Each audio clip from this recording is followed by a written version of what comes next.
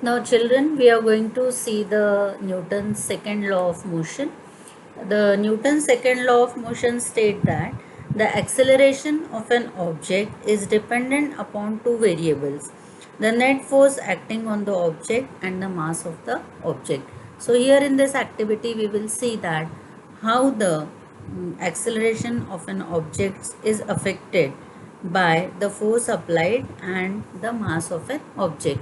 So for that you will need one bottle, and it is to be cut like this, and you have to keep 4 projections of that bottle.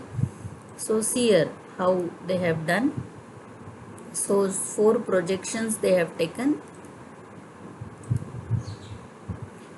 and to that 4 projections they have tied 2 rubber bands like this, and to this rubber band they are going to tie one string, and that string will come out from the mouth of the bottle, and see how he is applying pressure to that string.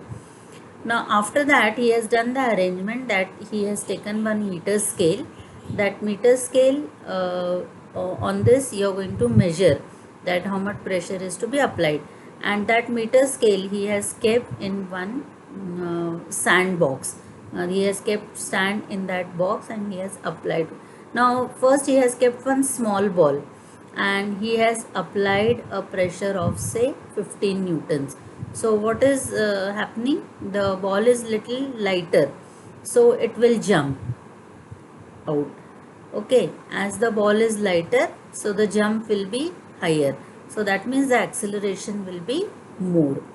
So if I take a heavier ball, that is a bigger ball, and if I apply the same force to it, what will happen? The ball will not fall. So what we have to do? We have to apply little more force to that. So if I apply more force, then what will happen? Then the object will accelerate. So in this way, you can perform this